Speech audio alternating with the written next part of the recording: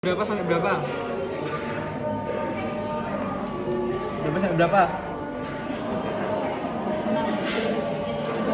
3 sampai 6. Ya, 3 sampai 6. Nah, laring ini ada tulang-tulangnya di situ. Kartilago-kartilagonya apa aja?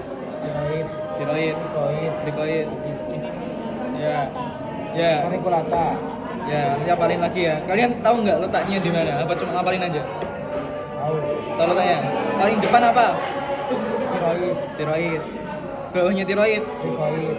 Belakangnya tiroid krikoid. Ya, ada bigotis. Belakangnya bigotis. Panikulata. Arytenoid. Atasnya arytenoid. Panikulata. Corniculata. Atasnya semua itu ada. Ya, ada cuneiform. Di atasnya itu lagi. Ya, di atasnya itu lagi. Mana lagi? Bukan masuk laring. Osteoid. Itu nggak termasuk laring tapi penting juga ya. Jadi ini depan, ini tiroid. Ini tiroid. Bawahnya ini krikoid. Di belakangnya ini ada yang sepasang kayak tuas, punya kayak berporos gitu. Namanya arytenoid. Di atasnya arytenoid ini corniculata, tanduk. Jadi corni itu kan tanduk. Jadi dia kecil gini. Nah, terus di atas ini ada cuneiform. Ini lebih kecil lagi dan dia di dalam ligamen. Jadi dia nggak kelihatan di sini. Terus ini ada epiglottis juga. Nah, di antara tulang-tulang ini ada yang jaringan ikat yang saling menghubunginya. Yang tiroid sama osteoideum, dia yang menghubungkan namanya membrana tiroidea. Kalau yang menghubungin krikoid sama tiroid, berarti dia namanya ligamentum krikotiroidea. Terus yang di sini juga ada ligamen yang menghubungin antara os hyoid sama epiglottis. Berarti namanya hyoepiglottis gitu ya. Ya, itu tulang-tulangnya. Sekarang kita bahas ruangan-ruangannya. Di laring itu ada berapa ruangan? 3.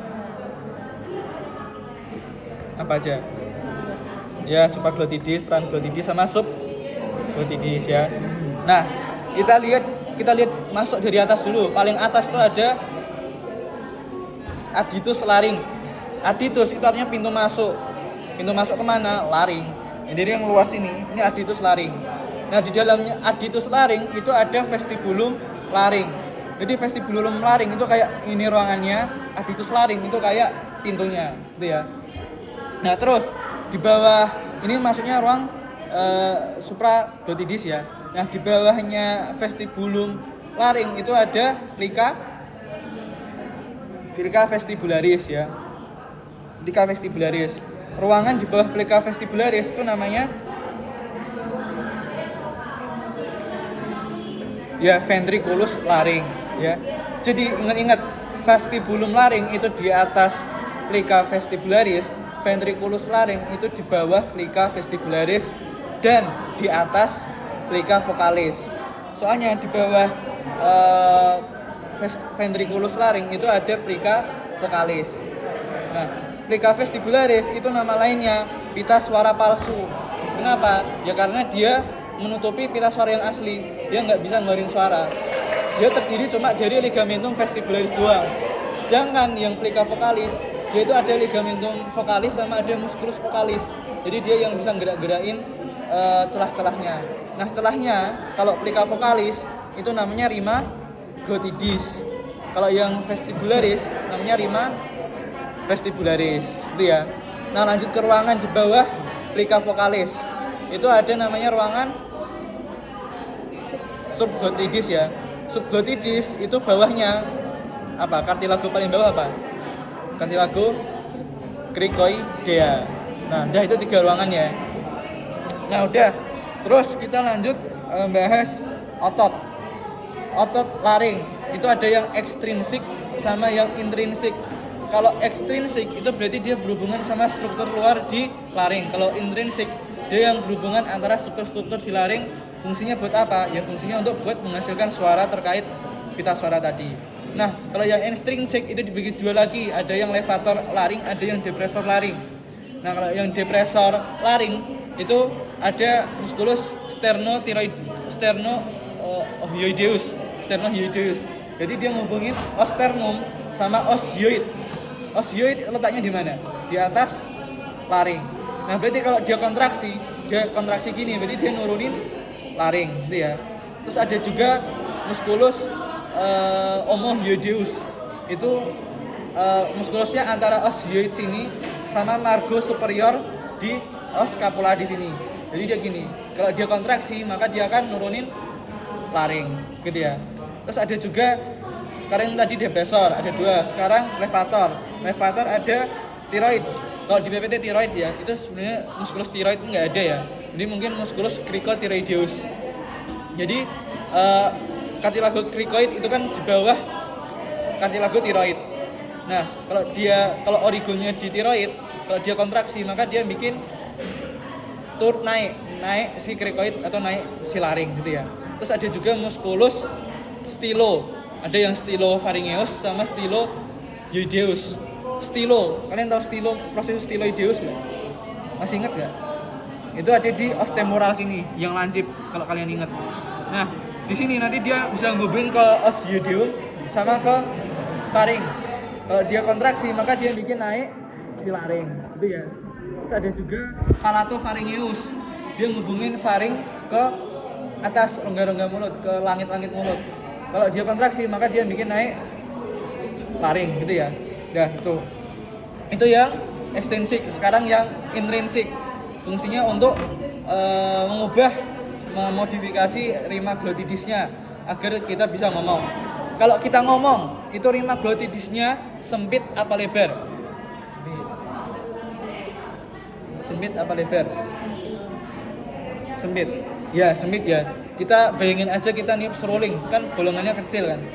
Fungsinya apa ya? Fungsinya untuk menghasilkan suara dengan frekuensi yang tinggi. Maka kita bisa ngomong. Nah, kalau kita nafas, itu dia malah lebar. Fungsinya ya kenapa? Ya fungsinya untuk jalan masuknya udara. Ini ya. Nah, terus ada kartilago arytenoid. Ini yang 2 sepasang tadi. Dia bisa gerak muter gini, sama dia bisa gerak muter gini, sama dia bisa gerak gini-gini. Nah, fungsinya apa? Nih, kalau kita ngomong, itu dia akan sejajar kayak gini, mepet gini. Ini dia akan menghasilkan suara tinggi. Kita ngomong biasa tuh kayak gini. Nah, kalau kita bisik, itu dia akan ininya seluruhnya nutup. Kemudian si arytenoidnya ini dia bisa muter. Jadi dia ngasilin suara yang nggak tipis, tapi ada lubang yang diameternya kecil. Fungsinya apa? Sehingga dia bisa ngeluarin suara yang frekuensinya rendah. Jadi dia bisa kita bisik-bisik. Nah, otot-ototnya ini dia akan mengatur si ligamentum vokalis sama si cartilago arytenoid ini. Jadi kayak gini. Nih. Kalau ini dia arytenoidnya gini. Kayak gini ya. Ini kalau kita ngomong tuh yang berfungsi ini. Nah, tapi kalau kita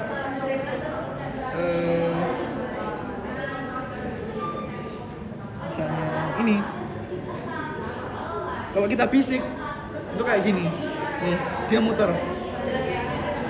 Nah, si arytenoidnya tadi kan gini-gini. Sekarang dia bisa muter, jadi berporos. Nah, jadi dia bisa posisinya kayak gini. Kalau kayak gini dia jadinya apa? Dia jadinya bisik gitu ya. Paham nggak? Paham ya? Pokoknya kan semakin suaranya gini kan jadi frekuensinya rendah. Kalau semakin gini kan jadi nyaring gitu kan. Nah, ini gitu. Dah, terus. Nah, untuk otot-ototnya itu kan ada banyak ya. Kalau aku jelasin satu-satu jadi lama. Jadi kalian bisa lihat di YouTube sendiri. Ini. Kalian juga bisa lihat letak-letaknya. Kalau dia geraknya, dia gerakin arytenoidnya gini atau arytenoidnya gini. Ya, itu. Lanjut, habis laring kita bahas trakea. Kalau laring tadi VC terakhirnya 6, maka trakea sekali proses awalnya juga 6. Nah, VC-nya 6 sampai ya 4 atau 5. VTH, ingat-ingat ya. Jangan kebalik jangan lupa ganti VC atau jangan lupa ganti VC. Kalau misalnya VC 6 sama VC 45 berarti dia naik lagi nanti trakenya. Gitu ya.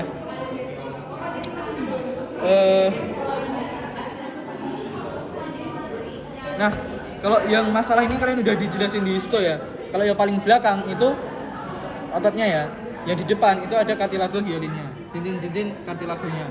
Nah, cincin-cincin cartilago trakeanya ini dihubungin sama ligamentum anular, gitu ya. Dah.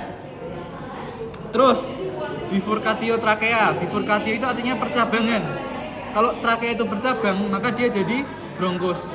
Berarti itu merupakan suatu akhir dari trakea. Berarti skeletosisnya berapa? Ya skeletosis terakhir trakea yaitu VTH 4 atau 5. Terus di sini juga ada penonjolan namanya karina sebagai reseptor batuk atau iritan. Dah. Lanjut. Terus kita ke bronkus. Kan bercabang 2. Jadi bronkus primer ya. Bronkus primer itu ada 2, dextra sama sinistra. Dextra sama sinistra ini beda. Ya kita ingat-ingatnya biar gampang. Ingat-ingat kiri itu ada jantung. Nah, karena kiri ada jantung, otomatis lebarnya jadi sempit. Kalau yang kanan itu lebar. Terus karena yang kiri ada jantung, maka yang kiri panjangnya jadi lebih panjang, salurannya jadi lebih panjang. Kenapa? Karena harus melintasin jantung. Sedangkan kalau yang kanan itu tinggal lurus aja, jadi langsung sampai hilung pulmonalis, gitu ya. Terus yang kiri itu dia harus datar gini, harus naik gini. Sedangkan yang kanan dia bisa langsung kayak gini, ya. Otomatis yang ini karena dia kayak gini, hilung pulmonalisnya juga tinggi. Jadi kalau yang di sini skeletosisnya VTH 4, kalau yang di sini skeletosisnya VTH 5. Makanya skeletosisnya itu VTH 4 atau 5 gitu ya. Terus lanjut. Begitu juga yang sekundus. Nah, sekundus itu ada hip arterialis sama F arterialis kan. Kalau yang kiri itu bercabang jadi 2, kalau yang kanan bercabang jadi 3 kan. Ya kenapa? Karena kiri ada jantung, otomatis slotnya udah penuh, cuma cukup 2. Kalau yang kanan itu 3. Terus ada juga hip arterialis sama F arterialis. Ingat-ingat aja, hip itu dalam, kalau F arterialis, exit, jadi dia bercabangnya di luar. Nah, karena yang kiri ada jantung, otomatis kalau dia bercabang di luar nabrak jantung dong. Makanya dia dua-duanya itu bercabang di, yes, ini satu cabang jadi 2 dan percabangannya itu ada di dalam gitu ya. Kalau yang kanan dia ada yang bercabang di dalam, ada yang bercabang di luar gitu ya. Nah, begitu juga yang sama tertius.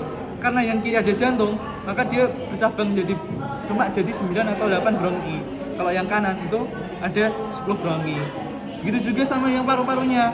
Kalau yang kiri karena ada jantung, lobusnya cuma 2. Kalau yang kanan itu lobusnya cuma 3. Lobusnya ada 3. Ya. Ada yang tanya enggak? Ya mungkin ini.